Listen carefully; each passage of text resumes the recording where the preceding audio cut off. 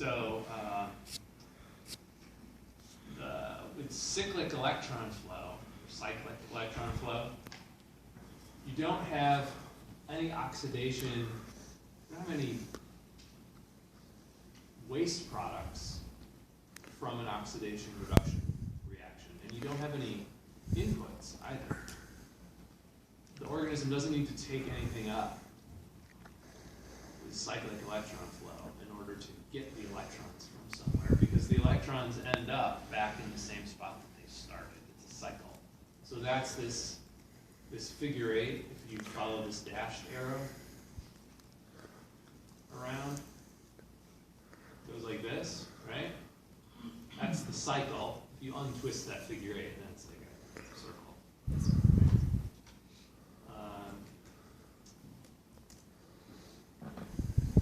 So that may seem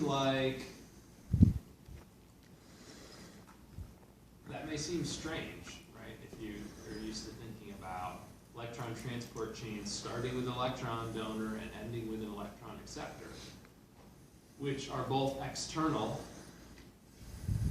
at some point to the organism. One is taken up and the other is secreted as a waste. This has an electron donor and an electron acceptor, but it's the same molecule, which makes it a cycle. And the organism, in this case, if the electron is going back to the same spot, if it was purely a chemical, then there wouldn't be any energy gained or lost. There would be some lost from heat, waste, right? There certainly wouldn't be any energy gained from just this passage of an electron between a bunch of electron acceptors. The energy is coming from the photon. That's what's being absorbed. That photon is the thing that's external to the organism that is supplying the energy. And reducing the redox potential of this molecule that allows it to pass its electron to all of these other electronic carriers. And then the organism, because of this energy jump, and then because of this series of electron transport molecules in a membrane, they're getting something really important out of this process. Anybody remember what that is?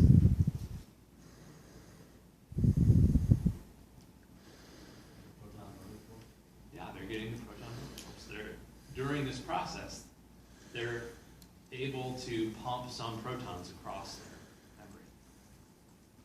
So, for any electron transport chain, is that always forward electron flow?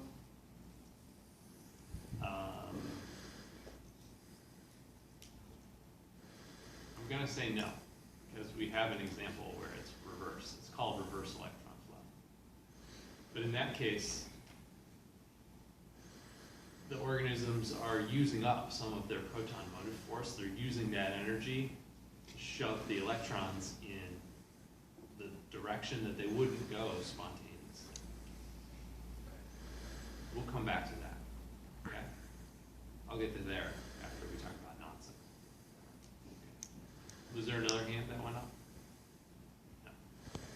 So during this cyclic electron flow process, they're getting proton gradient, and then they can use that to drive ATP synthesis, motility, secretion or uptake, things like that. But they're not getting something else, which these organisms need, in particular, in order to act as an autotroph. So they're getting their energy here from the sun. That's the phototroph part. To act as an autotroph, that means they're going to fix carbon from CO2 and turn it into an organic molecule.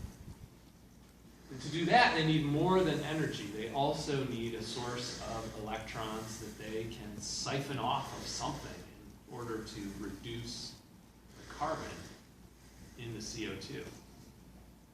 And when they're capturing light and capturing light energy and they want to also capture electrons, then plants and cyanobacteria use water as the electron source, the oxygen in the water as an electron source. So they're oxidizing it. So here they're taking something up, the water, and the waste product in this case is oxygen. And they're taking this electron, they're exciting it, they're also getting, let me go down here, they're getting proton motive force, they're getting the hydrogen ion gradient, they excite it again, they're getting more hydrogen ion gradient, and then it's not cyclic, it's not going back to the water here, it's going to reduce NADP+. And then the NADP+ is the electron shuttle, which goes to the Calvin cycle, and the electron gets donated to the carbon and CO2, and they use it to build glucose.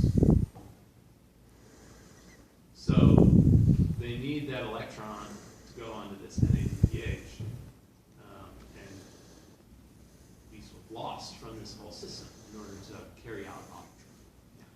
What types of environment would some be cyclic versus not cyclic? Is it like based on if there's lack of water there, or? No, I mean, they don't usually run out of water if they're being metabolically active, because water is important for so many different metabolic reactions, all of metabolism, really. So for the organisms that can do both,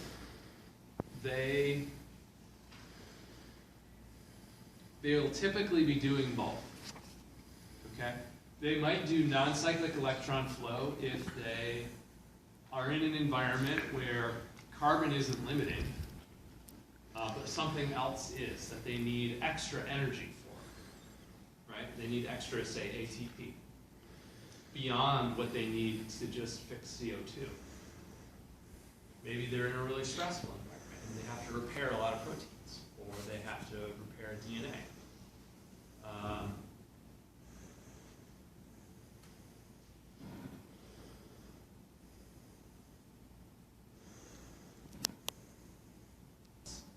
To house nitrogen fixation, and in those cells, they don't fix carbon. They don't capture carbon in those cells. Those cells are instead fed glucose by their surrounding cells. So they don't fix carbon and they don't produce oxygen. And the reason it's forward is because they don't need to spend any energy to put that electron on NADPH, to reduce NADP to NADPH.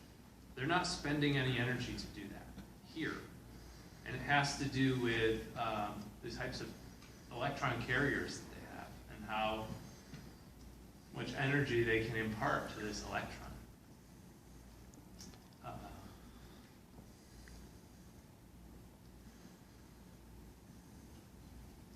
Let's see.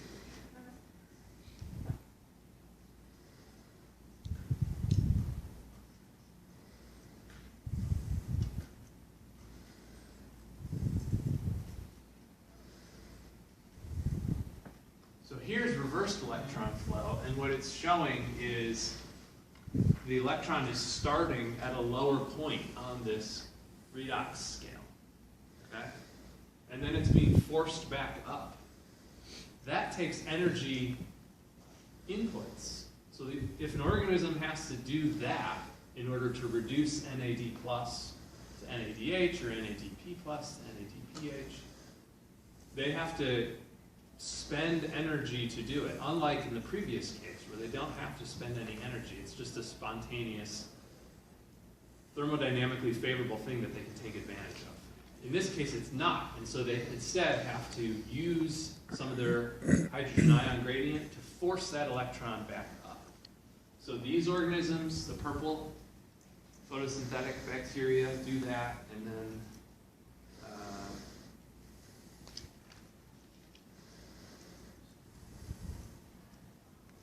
and then here, the nitrobacter does that as well. This is a chemoautotroph. So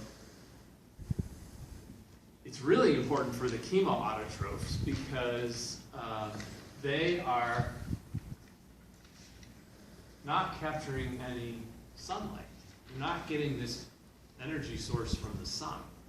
So they are kind of like us in that they're relying on an oxidation of a reduced compound for all of their energy.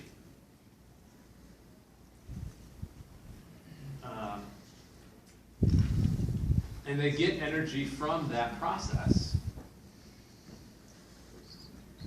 But they're bad sources of hydrogen, or electrons, I guess, for reduction of NAD+. So here is a really nice illustration of, sort of, I guess you might call this forward electron flow in this direction on the right. And you have the hydrogen ions being pumped outside the cell, so or into the periplasmic space. So you're creating the proton gradient.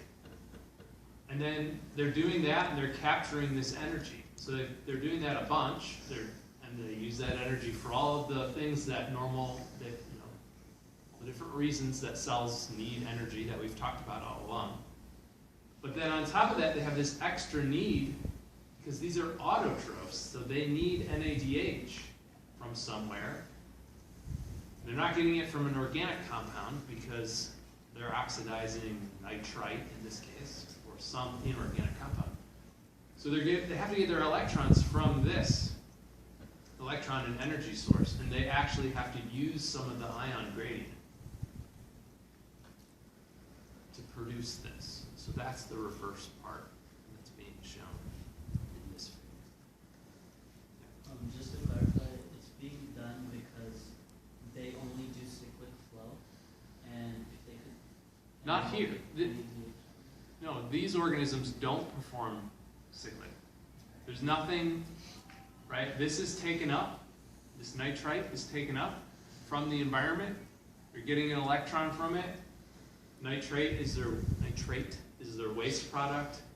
And then over here, they're using oxygen as the electron acceptor. That's got to be taken up from the environment.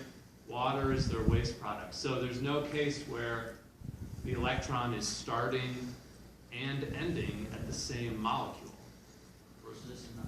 This is non-cyclic, right? It's non-cyclic, and Okay, I wanted to ask about cyclic. okay. Yeah, about cyclic. The reason why they would do reverse electron flow is because they're not going to get any DH unless they do it. Yes, in that case they would. And there are some bacteria that only do cyclic. That's why they have. No, whenever they're siphoning electrons off, so here's the other example, the photosynthetic bacteria, right? And it's shown as, in this case, the cycle is really clear. They haven't twisted it into some weird figure eight shape. So they can perform cyclic electron flow. In this case, if they perform non-cyclic, the electron donor is succinate, and the electron acceptor ends up being NAD+, and then that gets moved onto carbon dioxide. So whenever you've got NAD+ being reduced or NADP+ being reduced, it's non-cyclic, because that electron has to come from some other compound that they take up for the purpose of having those electrons that they can use to reduce carbon dioxide. Electron donor is more typically sulfur. And here's where the non-cyclic electron donation comes in. So again, you've got cyclic going on here, non-cyclic pulls it off of sulfur and then eventually deposits it onto NAD+. Here it's not reverse electron flow because it's thermodynamically favorable. They don't have to use any of the proton gradient in order to get this to happen.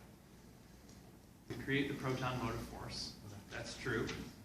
But non-cyclic will be used to produce the proton motive force and also capture electrons for reduction of something else during biosynthesis. Okay?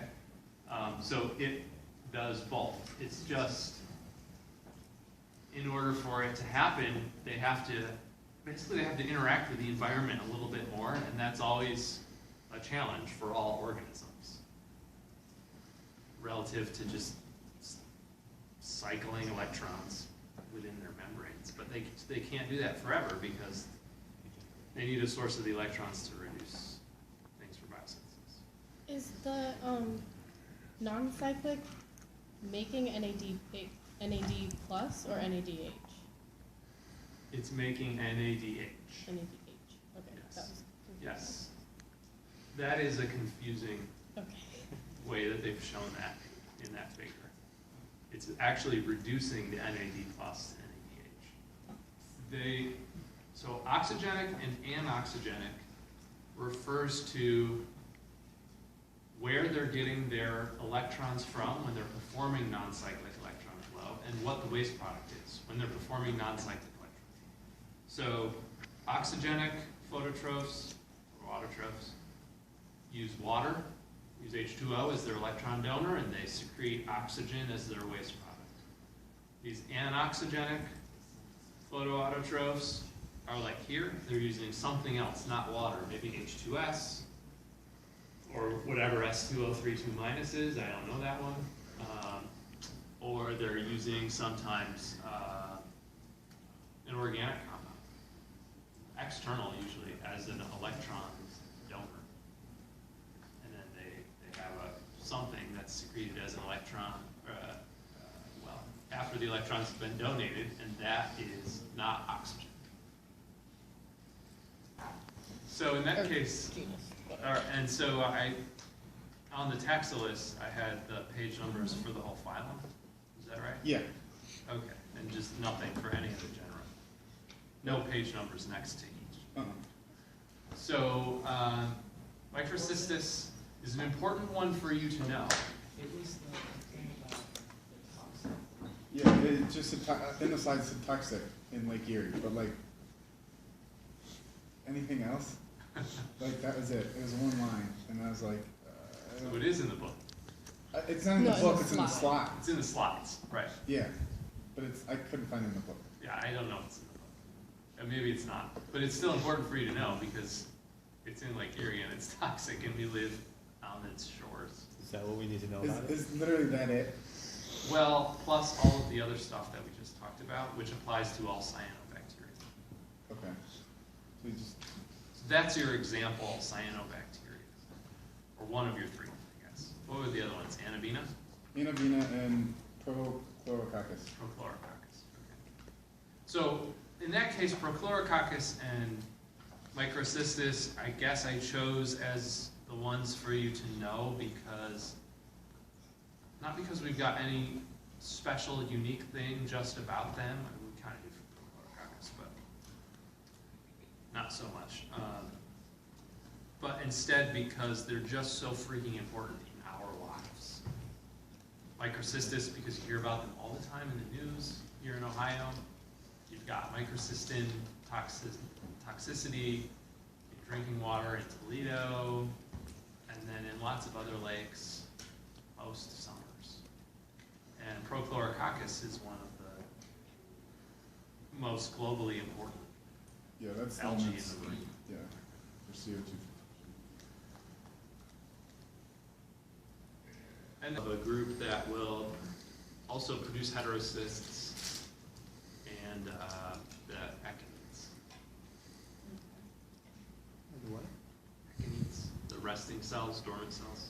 Oh, okay, so they can be toxic too, is that it? No, they're not toxic. But I thought that's what you said with the cyanobacteria. Is that? No, No, no, that's it's just the- microcystis. That's the only toxic one. Oh, I mean, there are others, but of those three, that's the only. toxic one. microcystis is the one that's toxic. It produces microcystin. Most cyanobacteria are not toxic. And they're probably fine. You want to drink it. Usually you get sick from other things that are mixed in there. Giardia, viruses, and stuff like that. Cyanobacteria that produces viruses. As well as actinides. Okay? My laptop is almost done.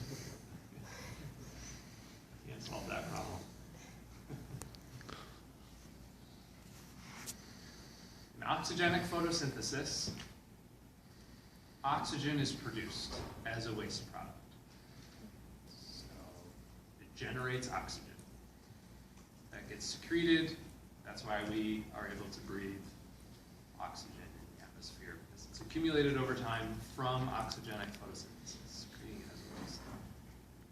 In order for that to be produced, those organisms have to use H2O as their electron donor. Okay? So within the bacteria, that's the cyanobacteria. They are the oxygenic photosynthesizers, oxygenic photoautotrophs. Anoxygenic is everybody else. And in the bacteria,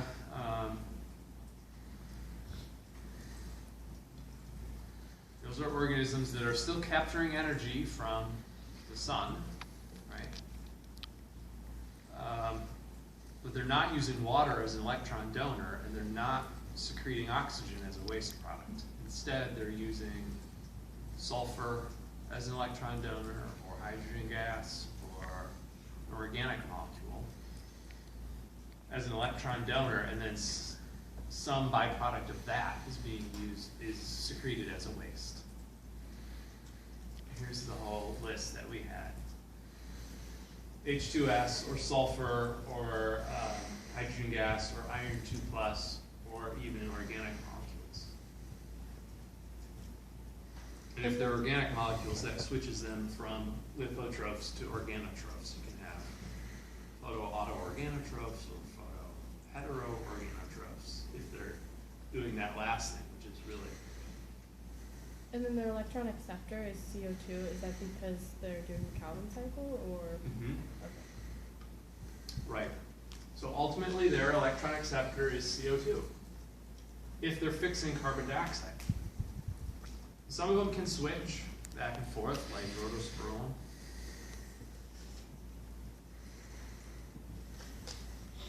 But if they're fixing CO2, then that is their electron acceptor. Because the NADH and NADPH is going to the Calvin cycle, where the electron has been moved on to CO2 in order to produce glucose and everything else.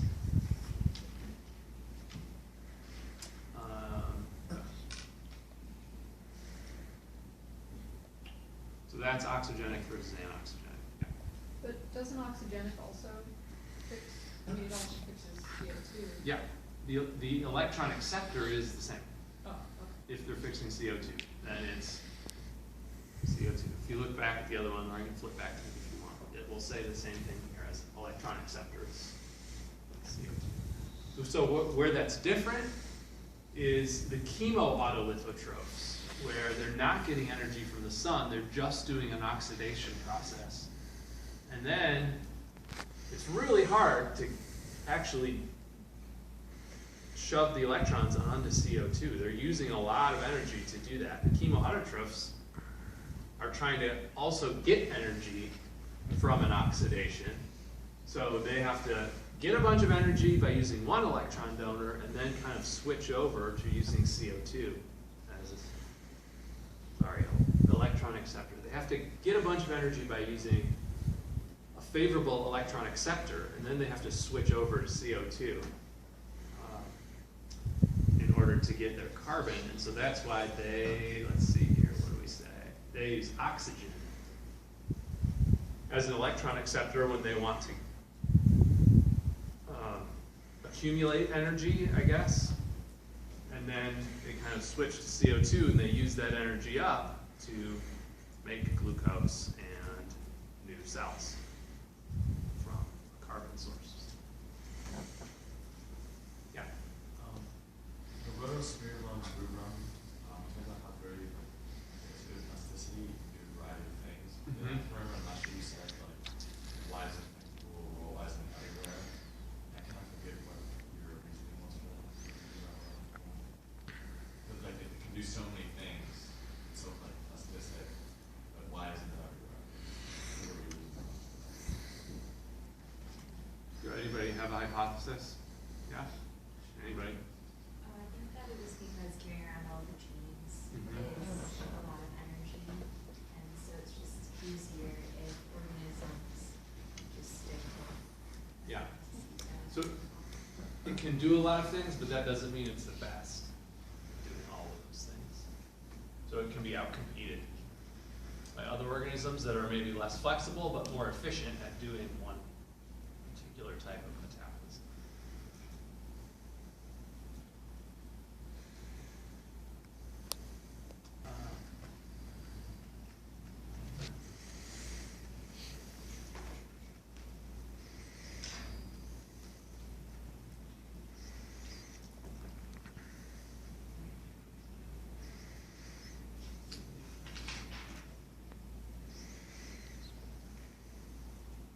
The major difference between the ascomycetes and the basidiomycetes is in terms of the really generalized life cycles that we're talking about here is how they produce their spores, right? I mean, the ascomycetes have them in this ascus,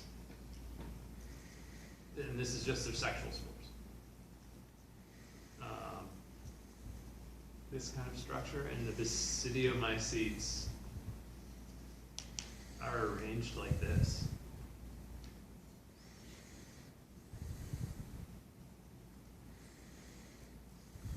But in both cases, you have these three phases. You've got the haploid, diploid, and dikaryotic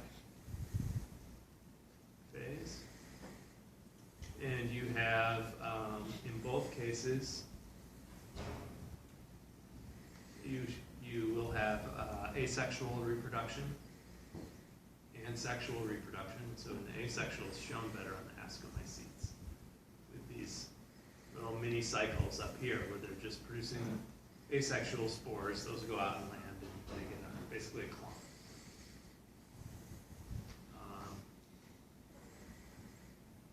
And in both cases, you can have production. You don't always, maybe not even most of the time, but you can have production of these large macroscopic fruiting bodies. And you know, there's differences between those. The mushrooms.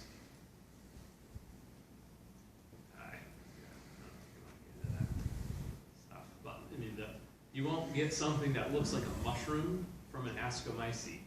They all look different, like these things.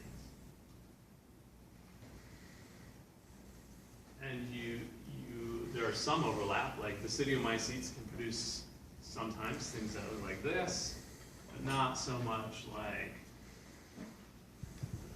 this, for sure. They don't produce those little cups. That's not really life cycle stuff, that's more details. I showed the life cycle diagram of, that one is a little bit more different just because the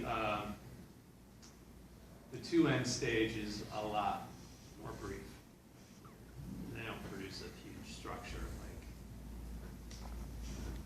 like they can in the other organisms.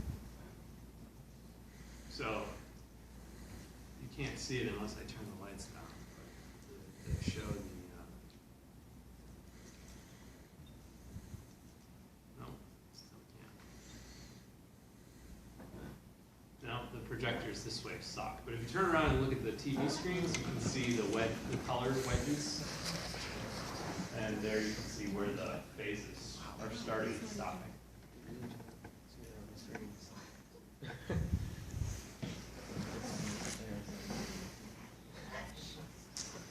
We've been asking all semester to get these things fixed.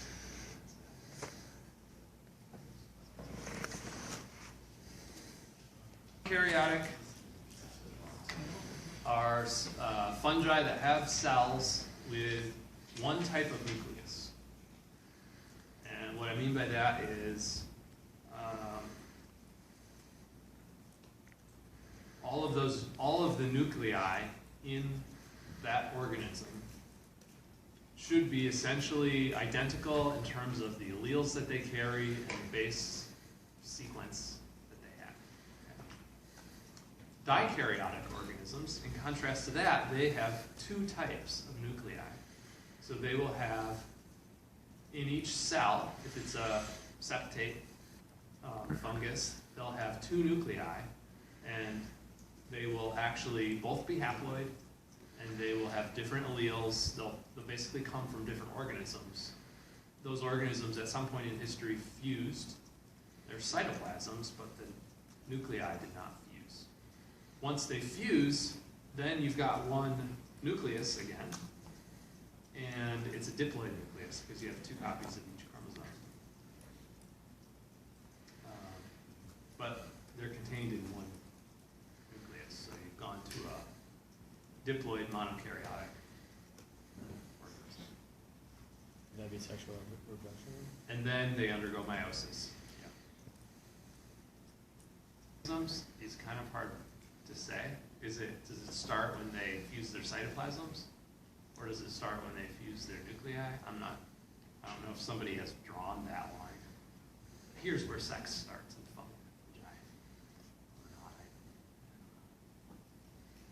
Know about the organisms that are on the taxa list and those that cause disease.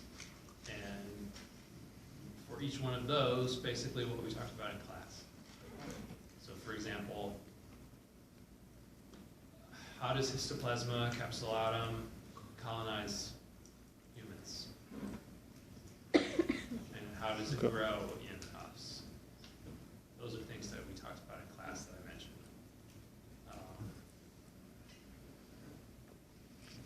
Where is it found? We talked about that, and we talked about the people that are particularly susceptible. We talked about all those things for that